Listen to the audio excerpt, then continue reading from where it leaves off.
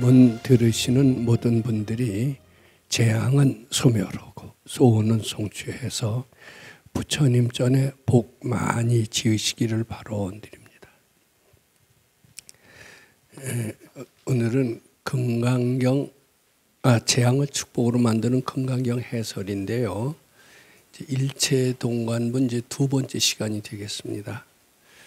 근데 그 지난 시간에 유관, 천안, 해안, 법안, 불안, 오안에 대한 그 말씀을 드리고 어떤 과정을 통해서 어떻게 아상이 소멸하는 과정을 통해서 그 유관이 천안으로 되며 또 천안이 해안으로 되며 해안이 이제 법안으로 되며 이제 법안이 불안으로 되는 과정을 말씀드렸었습니다.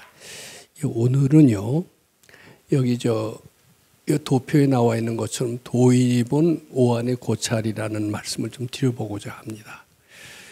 저는 아주 다른 보통 사람들보다 일찍이 아주 어린 나이에 이제 대학교 1학년이면 상당히 불자치고는 스스로 발심을 해서 불교를 만났는데 만났을 때 너무나도 아주 좋았던 것 같습니다.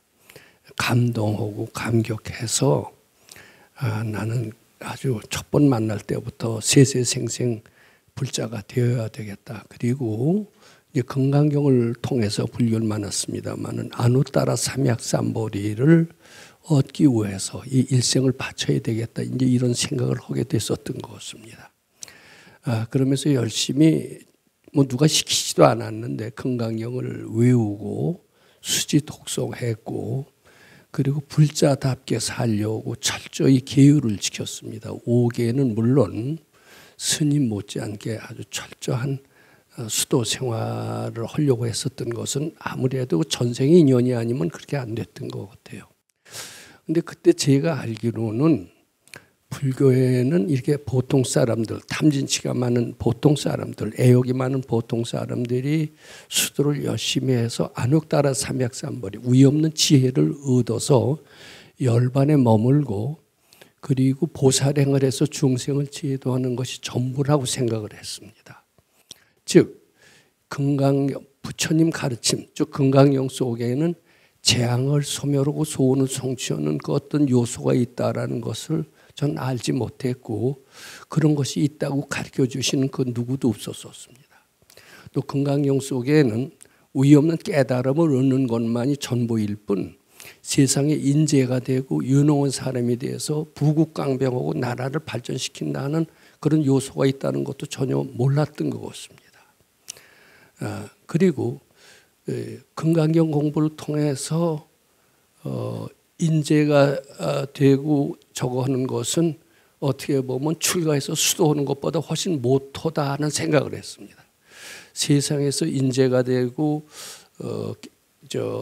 국가를 살리고 유능한 과학자가 되는 것은 결국은 출가해서 스님이 되는 것은 못하고 그런 과정을 거쳐서 뭐 소원 성취한 뒤에는 언젠가 출가를 해야 된다는 생각을 하고 있었기 때문에 세상의 어떤 가치도 불법의 가치에 비해서는 훨씬 아래라고 생각을 했습니다. 그래서 저는 그런 믿음이 있었기 때문에 제가 원하던 좋은 학교에 갔지만은 학교 공부보다도 불법을 더 하고 싶었었던 것 같습니다. 왜냐하면 세상에 뭐 그때는 과학자를 꽤 과학 그때도 만능의 시대였습니다. 지금도 물론 과학 만능의 시대고 뭐 3차 뭐 산업 4차 산업혁명의 시대요. 뭐 인터넷 혁명의 시대요. 게놈 혁명의 시대요. 생명과학의 혁명의 시대 이런 얘기를 많이 하면서 종교를 갖다가 아주 저리 멀리 할 정도로 이 과학 만능의 시대임에도 불구하고 제 마음속에는 그런 아무리 유능한 과학자가 되더라도 그것은 불법을 수행하는 승려의 길보다는 훨씬 아래의 길이다.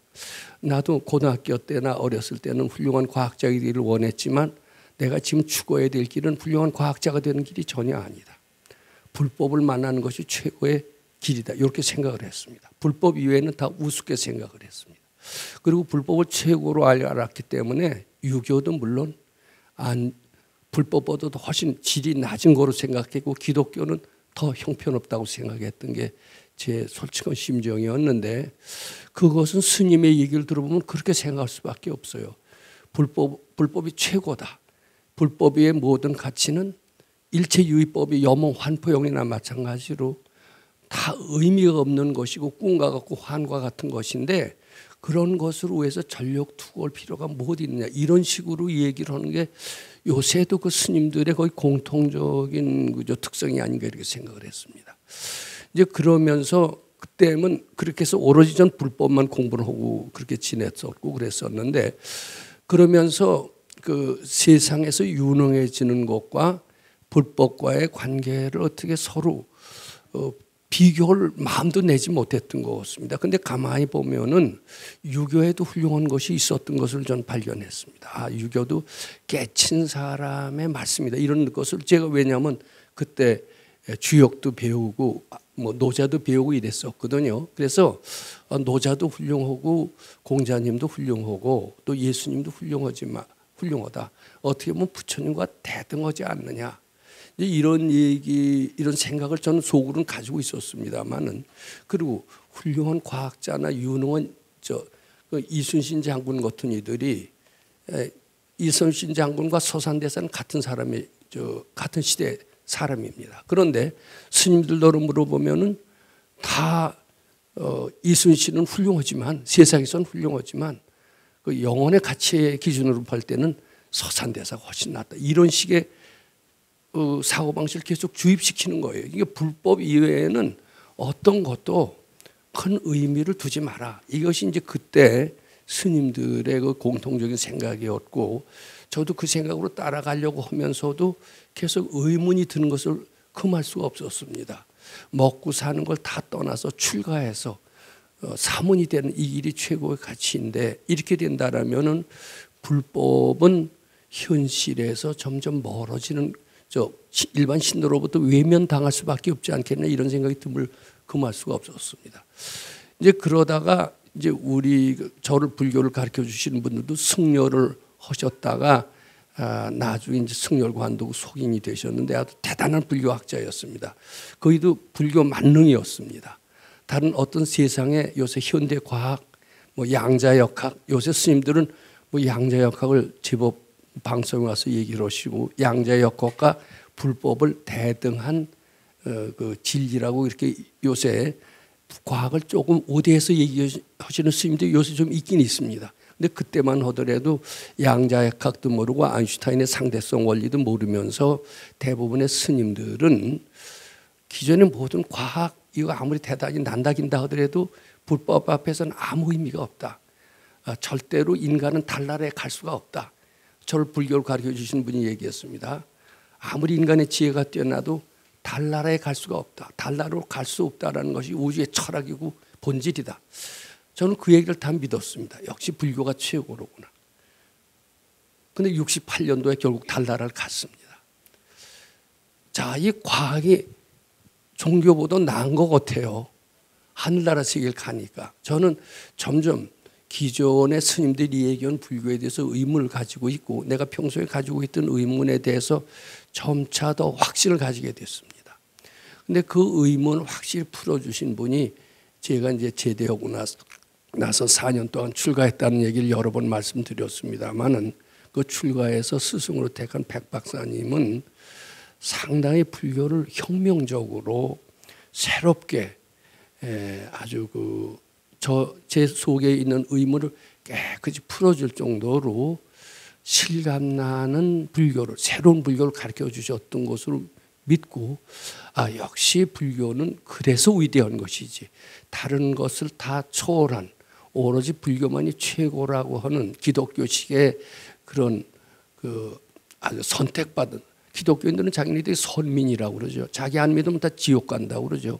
근데 그건 기독교인들뿐만 아니라 불교는 안 그런 척하면서도 여전히 불교만이 최고다. 이런 것을 아주 곳곳에서 드러나고 있었습니다.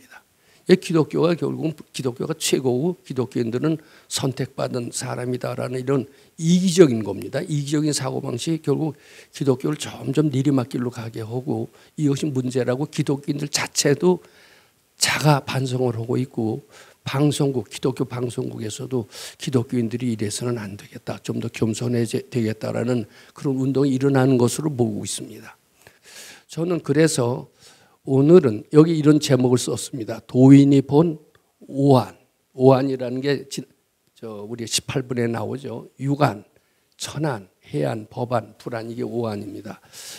이 오한에 대한 고찰인데 고찰 앞에다 현대적인 말을 하나 썼습니다. 현대적인 고찰. 근데 여기 이제 현대적인 고찰인데 여기 이제 진리의 순서를 보면은 일체 유심조의 진리, 공의 진리, 불의 진리 이제 이렇게 쭉 나왔습니다. 여기 구족의 진리인데 여기 빠졌군요. 그런데 이것을 세상의 가르침과 서로 접목을 시켰습니다. 여기 보면은 진리의 순서에 이렇게 쭉 나왔고요. 지혜 정도로서 여기도 표시를 했습니다. 또 이것은 육신통이라고 나오는 게 있습니다. 육신통이 이제 뭔지 절에 다니셔서 들으신 적이 있습니다. 아란이 되면 육신통을 얻는다. 그 육신통이 뭐냐 하면은 천안통입니다. 천안. 천이, 귀, 천이통, 천안통, 천이통, 숙명통, 신족통, 누진통 이렇게 얘기합니다. 근데 이런 얘기들은요, 요새 과학자들에 의하면 호랑이 담배 먹던 때 얘기고 실제로 천안통을 하는 사람이 어디 있느냐, 천이통을 하는 사람이 어디 있느냐, 전생이 어디 있는지도 묻지도 못하는데 전생을 혼이한다라는 숙명통한 사람은 어디 있느냐, 말도 안 된다. 그 다음에 소위 축지법이라고 얘기하는 신족통이라는 신족통이 있는데 이것은 실제로 얻은 도인이 어디 있느냐 이렇게 얘기를 합니다. 그 다음에 누진통은 오로지 부처님만 할 수 있는 그런 신통이라고 그러는데 부처님 없다. 서가열의 이후에 아직은 뭐 부처님은 출현하시지 않았다. 그런 이인, 훌륭한 이인이라는 것은 아직 존재할 수가 없다. 이것은 그저 경전 속에만 나오는 얘기지 실제로는 존재하지 않는다. 그 스님들까지도 대개 이런 생각을 하는 것으로 알고 있습니다. 그런데 과연 그러면 부처님께서는 헛소리를 하셨겠느냐? 경전에 분명히 나오는 얘기거든요. 숙명통이라는 얘기도 나오고 여기 하나가 빠졌습니다. 여기 타심통이라는 게 있습니다. 타심통. 타심통도 얘기하셨는데 다른 사람의 마음을 훤히 알아보는 그렇게 된다는 거예요. 사람이 하면. 근데 그런 사람이 어디 있느냐? 말만 있지 실제로는 없다. 그리고 이거는 그냥 경전 속의 이야기일 뿐, 호랑이 담배 먹던 시절의 이야기일 뿐, 그것은 뭐 지금 생각할 필요가 없다. 그래서 저는 이런 이야기들을 불교를 하면서 그냥 싹 다 잊어버리려고 노력을 했고 이건 그저 전설적인 이야기로 했고 불설이 아니다 이렇게까지 생각했던 적이 있습니다. 스님들이 가르쳐 주신 것은 마음을 닦아서 밝아지는데 밝아지는 그 중간에 큰 깨달음을 뭐라고 하냐면 견성이라는 얘기는 해요.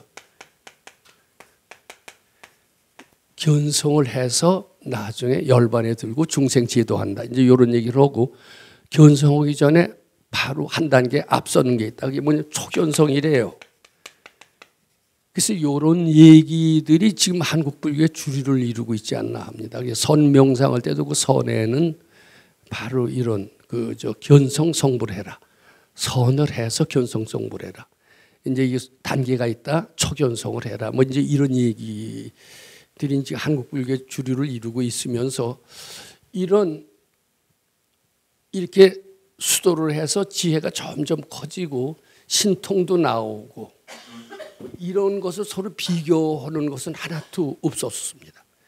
그러니까 오로지 이쪽밖에는 없어요. 이쪽밖에.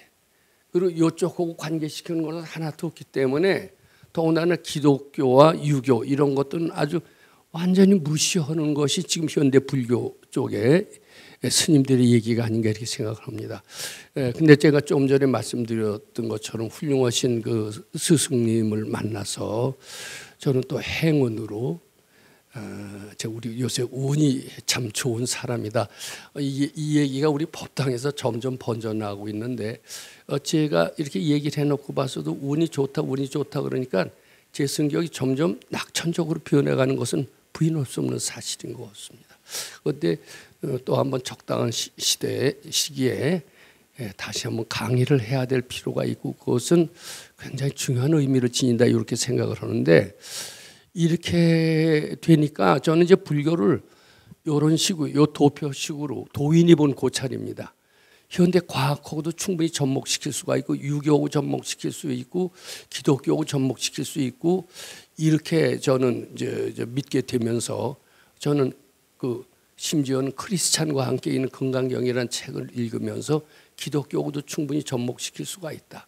그러면 지금 강의 들으신 분들 그러면 어떻게 옛날에 참 아주 도인들이나 할 수 있는 그런 이야기와 현대적인 그런 과학 이야기를 어떻게 조화롭게 매치시킬 수가 있단 말이냐. 그 얘기를 해보기를 지금 해봐라. 뭐 이런 이제 생각을 하실 겁니다.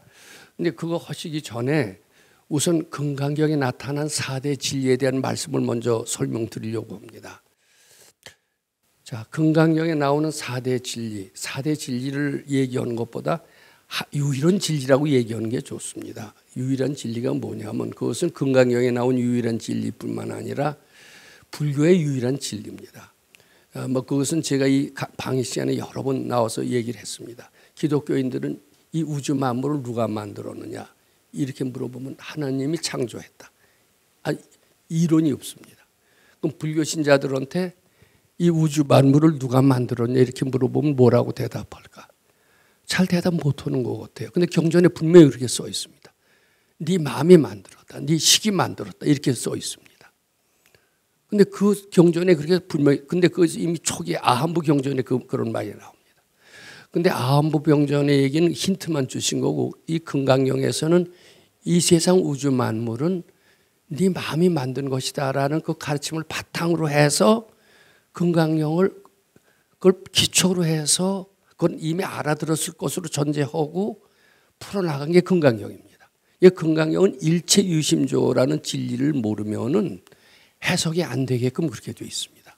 이 금강경에 나타나는 가장 두드러진 진리는 일체유심조의 진리입니다. 이것을 알기 쉽게 얘기한다면은 일체라는 것은 니들이 생각하는 세상의 각종 난제라는 겁니다. 그게 이해하시는 게 좋아요. 모든 삼라만상은 네 마음이 만들었다. 거창하죠. 근데 그렇게 하는 것보다도 네 앞에 닥친 네 난제는 누가 만든 게 아니라 네가 불러온 것이다. 네 마음이 만든 것이다. 이렇게 이해하시면 아주 쉽습니다. 내 난제를 다 내 마음이 만든 것이다. 이것이 금강경의 핵심 진리를 이루고 있습니다. 근데 이 일체유심조의 진리를 잘 관찰하면 여기서 공의 진리가 나와요. 공의 진리는 난제라는 것은 착각이고 실제로 존재하는 것이 아니다. 이런 뜻인데 이 공의 진리가 나오고요. 공의 진리를 관찰하면은 화엄경에도 나오지만 나와 중생과 부처가 다 둘이 아니다라는 불의의 진리가 나옵니다. 이제 불의의 진리를 잘 관찰하면은 나와 부처가 둘이 아니니까 나는 바로 모든 것으로 부족한 위대한 존재다. 이런 진리가 결정적으로 터득이 됩니다. 즉 일체유심조의 진리 하나 속에서 공의 진리, 불의의 진리, 구족의 진리가 다 나옵니다. 그럼 일체유심조의 진리를 깨치기 전에는 우리 중생 상태에 있었습니다. 근데 일체유심조의 진리를 깨침으로써 피로써 중생의 삶에서 우리는 벗어났다. 이렇게 얘기할 수가 있습니다. 그러면 일체유심조의 진리를 깨치기 전에는 우리는 중생 상태인데 그때는 모든 난제는 내 마음이 만들었다가 아닙니다. 모든 난제는 다 밖에서 들어왔다. 즉 천재지변에 의해서 우리는 꼼짝 못했던 많은 세월을 지냈습니다. 쓰나미, 지진 등등 이런 것들을 우선 꼼짝 못하고 당할 수밖에 없었습니다. 그다음에 현대로 와서는 돈이 없어서 권력이 없어서 뭐가 없어서 백이 없어서 우리는 각종 난제를 당할 수밖에 없다고 생각합니다. 유명한 의사가 없어서 더 살 거 못 살았다 이렇게 얘기를 합니다. 또 아주 명약이 없어서 우리는 오래 살 것을 수명을 단축할 수밖에 없었다. 즉 마음 밖에서 난제의 원인을 다 찾는 것이 보통 중생들의 특징입니다. 나는 가난해서 과외 공부를 못해서 인류대학 못 갔다. 아, 우리 친구는 부자고 과외 공부하고 요새는 또 그 말이 맞나 봐요. 우리는 과외 공부 안 해도 서울대학 많이 들어갔는데 요새는 못 들어간대요. 아, 돈 때문에. 아, 돈이 있어야지. 그러면서 가슴을 칠 수가 있습니다. 돈 때문에가 아니라 바로 네가 못 간다고 정해서 못 가는 거야. 이렇게 도인이 얘기한다면 그 말 믿겠어요. 근데 도인은 그렇게 얘기를 한단 말입니다. 이제 그렇게 해야만 우리가 비로소 마음 닦는 사람의 대열에 들어간다는 뜻입니다. 그래서 금강경이라고 하는 것은 이미 아함부 경전에 이 만물은 다 네 마음이 만들었다. 일지유심조를 미리 말씀해 놓으셨어요. 금강경은 그 말씀을 바탕으로 해서 더 진일보한 진리, 공의 진리, 불의의 진리, 구족의 진리를 실천함으로써 밝아지는 과정을 쭉 해놓으셨습니다. 그럼 바로 금강경 18번은 뭐냐 하면은 일체유심조의 진리를 바탕으로 해서 공의 진리가 나오고 불의의 진리가 나오고 구족의 진리가 나오는데 이제 그것을 쭉 설명해 놓고 나중에 불보살의 경지는 어떻게 되느냐. 그건 대단한 경지다. 일체 모든 세계 모든 중생의 약간 중심을 열에 실지하시라. 다 전지전능한 것이 부처님의 경지다. 이런 얘기까지 전개돼서 나옵니다. 이제 거기까지 하면은 참 시원하고 좋죠. 근데 이제 그러다가 이런 거 열심히 하다 보면 나는 먹고 사는 건 어떻게 해결하나 이렇게 되면 한숨이 나오더라고요. 그것은 많은 불자들이 그렇게 생각합니다. 근심 걱정을 하다가도 절에 가서 스님들 얘기 들어보면 아무 걱정할 것 없어. 야, 그거 다 허망한 거야. 꿈과 같은 거야. 꿈만 깨면은 근심 걱정 다 사라져. 이런 소리 들을 때 시원하죠. 근데 막상 현실에 가면 그게 통해요, 안 통해요? 아, 저는 시험 공부하기 싫고요. 세상에 고민이 많았을 때 이런 소리를 듣고 굉장히 시원했던 때가 있습니다. 아, 이게 꿈과 같고 환과 같고 이 꿈과 같고 환과 같은 걸까지 되면 모든 이치를 깨친다. 자, 그러면 공부고 뭐고 다 때려치고 스님 되고 싶었었어요. 근데 스님 된다는 게 쉬운 일이 아니죠. 현실을 살아야 돼요, 안 살아야 돼요? 살려고 보면 이거 막 따드리는 지혜를 가르쳐 주시는 게 더 낫지 이걸 버리고 떠나라는 지혜를 가르쳐 주는 것은 반드시 현명한 게 아니다. 그럼 버리고 떠나는 것이 부처님의 가르침이냐? 그런 줄 알았는데 그렇지 않고 둘이 아니다가 부처님의 진리였어요. 먹고 살고 이런 애욕의 세계 팔고 사고 팔고가 있죠.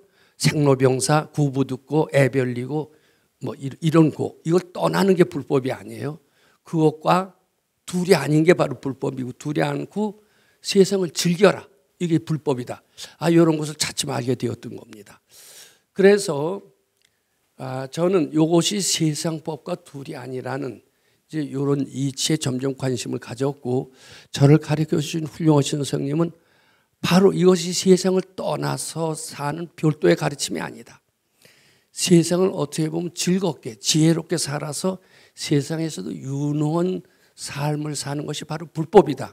이렇게 가르쳐 주셨고 실제로 그런 대로 제가 실제로 실험을 해봤습니다. 실험을 해봤더니 저는 그 실험을 해서 약간의 성공을 거두기 전에는 세상을 좀 빨리 떠나고 싶었어요. 떠나고 싶어서 부처님 세계로 달려가고 싶었어요.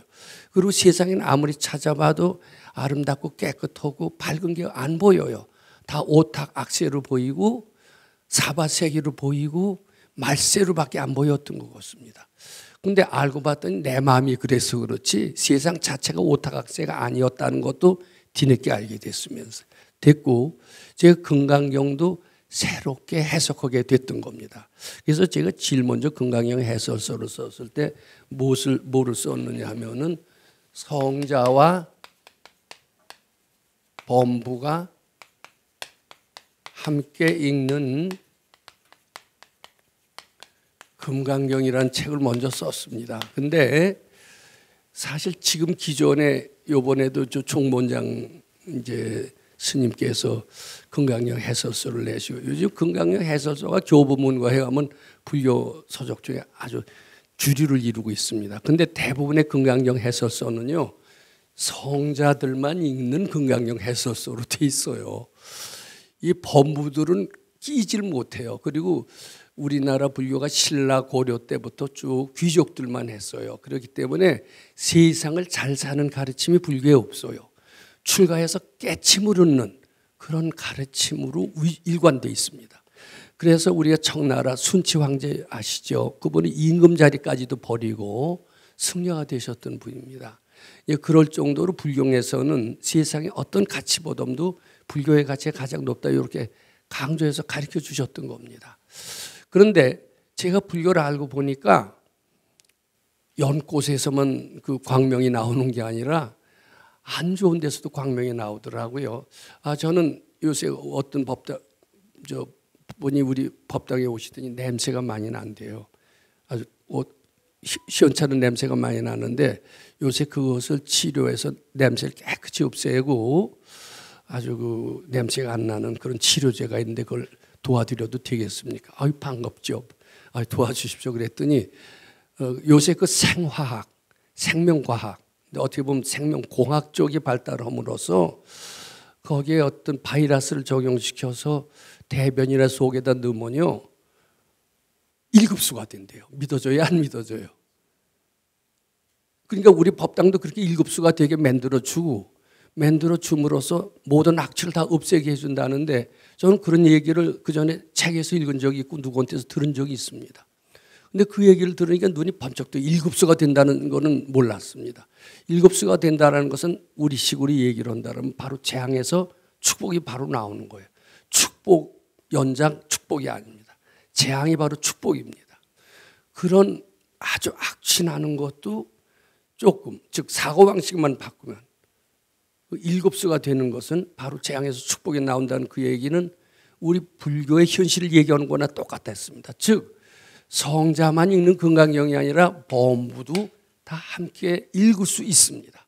귀족 불교가 아니라 우리는 서민 불교고 대중 불교고 국민 불교가 되는 그런 가능성을 가지고 있고 그렇게 됨으로써 불교는 전 세계 모든 사람들한테 앞이럴 수가 있습니다. 부자들, 머리 좋은 사람들한테만 불교가 존중받는 게 아니라 머리 둔한 사람들, 가난한 사람들, 핍박받는 사람들 이런 사람들한테 다 복음이 될 수가 있습니다.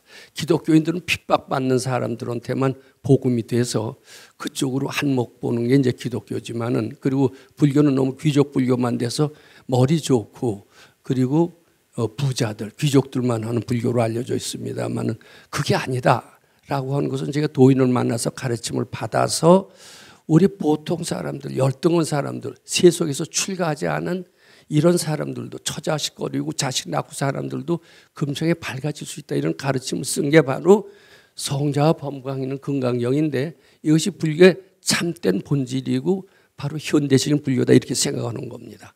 그래서 이런 실생활인과 이런 고귀한 스님들과 둘이 아니다라는 내용 그리고 현실과 이상세계가 다르지 않다라는 그런 내용을 오늘 여기다 적어본 겁니다. 그런데 이런 얘기는 우리 스승이신 백 박사님만 하신 게 아닙니다. 이미 1300~400년 전에 육조 해능대사도 바로 그런 얘기를 하셨어요. 그런데 그 얘기는 말은 옳기는 옳아. 근데 그것을 현실에다 실천해서 이어나가게끔 전거했던 분은 아무도 없었던 겁니다. 제가 그 해능대사의 이야기를 자주 말씀을 드렸던 적이 있습니다만은 불법 재세관, 불법이라는 게 산속에 있는 게 아니다. 맑은 물 푸른 산에만 있는 게 아니다. 세간에 저작거리에 그대로 있는 것이다. 즉 저작거리는 불법이나 산속에 있는 불법이 사실은 다르지 않다. 이걸 다르다고 생각하면 마치 토끼에서 뿔을 찾는 것과 똑같다. 그런 얘기가 이미 1300년 전 육조 해능대사 때도 말씀을 하셨건만 그 뒤는 모든 스님들이나 이 조계종의 맥을 이어왔다고 잡아오는 분들은 완전히 산중불교 쪽으로만 갔고 귀족불교 쪽으로만 갔고 곧 불교는 고귀하고 거창하고 아름답고 이런 걸로만 생각했지 세상의 거하고는 우리 감히 세상 거하고 섞이기가 싫어 이런 식으로 했기 때문에 사실 대중들하고는 점점 유리됐던 겁니다. 그리고 일부 아녀자들을 통해서 그저 기복불교의 형태로 내려왔지 사실은 불교는 큰 스님들이나 귀족들만 하는 그런 귀족불교의 형태로 쭉 내려왔는데 아직까지 현실도 그렇다. 저는 이제 그런 말씀드리면 선 명상이 최고다. 그것도 일종의 귀족불교한 표현으로 봅니다. 그러면은 당신이 다르다고 하는 이런 오한을 한번 좀 우리가 한번 생각해 보고자 합니다. 자, 우선 제가 아까 얘기했지만 우리의 육아는 모든 난제를 외부에서 찾는 이런 용심, 즉 중생의 세계 이런 사고방식을 가지고 있는 이들은 육안밖에 없습니다. 근데 이게 잘 지혜론이들이 보면은 모든 난제의 원인은 내가 만들었다고 차츰 알게 되면서 일체유심조를 깨치면서 비로소 천안이 열립니다. 그럼 육안이었을 때는 우리가 중생세계 저 어렸을 때 또는 대부분의 불교 신행을 안 하고 수행을 안 해본 사람들의 사고방식을 의미합니다. 이런 사람들은 지혜 정도가 어떠냐 하면 늘 근심, 걱정을 충만합니다. 그리고 사회인이들도 무능해요. 저는 우리 법당에서 유능한 사람이 많이 나왔으면 좋겠습니다. 또 우리 불법을 주경내화선 가행정전하면 당연히 유능하게 되어진다라고 밝은 얘기하십니다. 그런데 아직은 그렇게 뛰어난 유능인이 잘 안 나오는 것 같습니다. 그래서 다른 사람이 나오기를 바라기 전에 비록 제가 늙었지만 나만이라도 우선 유능한 사람이 되어보자. 지금 그렇게 노력을 하고 있습니다. 아마 제가 유능해지면 저 예전에 형편없더니 유능해진 걸 보니까 이 불법이 대단하긴 대단하다 이렇게 알겠습니까? 안 알겠습니까? 그렇게 알겠죠. 그때까지 기다리시지 마시고 지금까지도 부지런히 연습하시면 우선 마음이 편안해지고 근심 걱정이 충만했던 것이 이제 이쪽으로 가면은 일체유심조의 진리를 깨치면은 이게 근심 걱정이 사라져요. 근데 지금 반대로 건강에 읽으신 분들은 근심 걱정이 그전에 그렇게 많더니 건강에 읽으니까 근심 걱정이 싹 사라졌다 이런 얘기는 좀 많이 듣습니다. 이제 그것은 이 모든 난제가 다 내가 불러왔다라는 것을 깨쳤다는 뜻입니다. 이제 이렇게 여기 이제 작은 지혜라고 합니다. 이쪽은 먼저 해석하겠습니다. 그런데 이제 우리는 이제 건강을 1독으로다 7독으로 늘리고 이제 주경야선 가행정진하면서 점점 근심 걱정이 없어지면서 일체유심조가 실감이 납니다. 모든 난제는 다 내 마음이 불러왔구나. 이제 이렇게 되면서 이제 비로소 작은 지혜가 나게 됩니다. 근데 이 지혜, 작은 지혜라고 얘기했지만 이것은 도인이 본 측면에서 작은 지혜지 세상에 보면 대단한 지혜, 즉 세상에서 소위 영웅호골이라고 하고 엘리트라고 하는 이들은 다 이런 작은 지혜에 불과합니다. 이게 세상에서 보기엔 대단한 거죠. 근데 이것을 점점 더 수도를 많이 하면 아상이 점점 여기 보면은 아상의 소멸 정도라고 그랬죠. X축, Y축 배우셨죠? Y축을 잘 보세요. Y축을 보면은 아상의 소멸 정도입니다. 아상의 소멸 정도를 보면 이제 아상이 소멸됨에 따라서 일체유심조의 진리를 깨침에 따라서 공의 진리를 깨치고 공의 진리를 깨치면 큰 지혜를 깨친다. 이렇게 이해하시면 됩니다. 그런데 이제 이 지혜 정도를 보면 이쪽에서는 보통 육안만 가지고 있을 때는 근심 걱정이 충만하고 무능한 사회인이 되고 어디 가서나 항상 경천만 당해. 집안에서도 경천, 결혼해서도 경천, 사회에 나가서도 경천, 죽을 때까지도 부처님한테 매달리고 살려주십시오. 이게 의리예요, 갑이에요? 의리죠. 분명히 의리죠. 죽을 때까지도 을로 살아요. 일생 동안 을로 살아요. 이게 이제 보통 중생들의 특징입니다. 근데 이 천안을 가지게 되면은 이제 작은 지혜지만 세상식으로 보면 대단합니다. 영웅호골이 되는 걸 의미합니다. 그 다음에 이제 행복한 사람, 이걸 제가 건강한 사회인이라고 얘기를 했습니다. 그리고 먹고 사는 문제 해결하지 못하면은 이게 능력이 없습니다. 이게 먹고 사는 문제가 뭐냐 하면은 무에서 유를 창조하는 겁니다. 우리가 목탁을 치고 나무 아미타불을 열심히 부르면은 하늘에서 먹을 것이 뚝 떨어진다. 먹을 것이 금방 해결이 됐다. 외국어를 전혀 모르는데 외국 유학 열심히 공부하는 것보다 나무 아미타불 열심히 했더니 어느 날 아침에 갑자기 외국어가 다 알아지더라.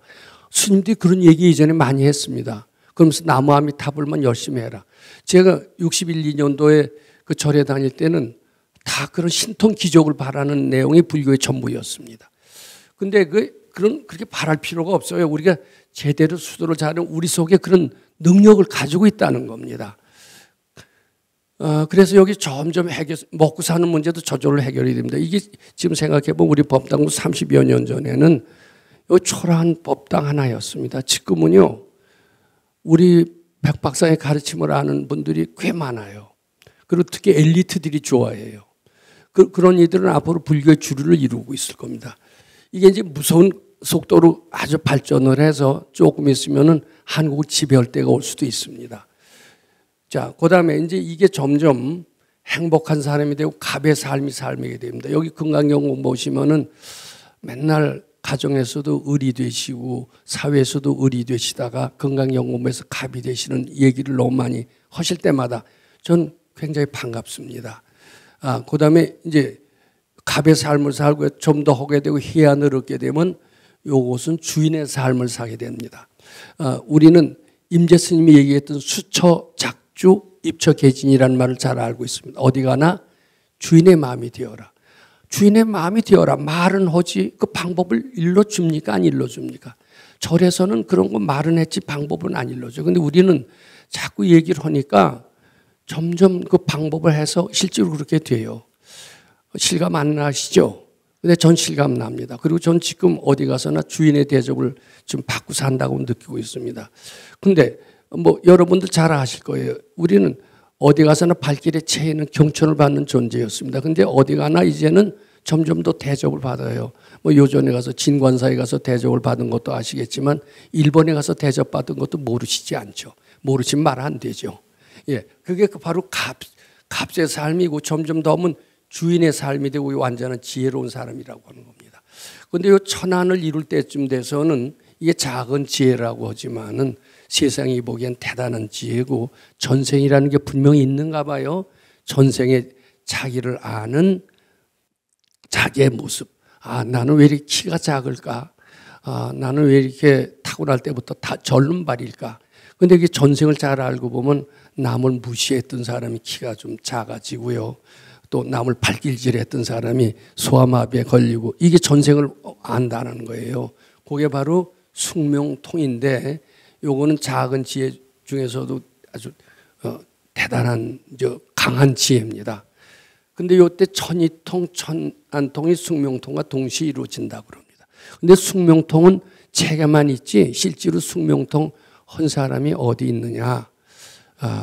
잘 안 믿는 것 같습니다. 실제로 진짜 숙명통 한 사람은 좀 드문 것 같습니다.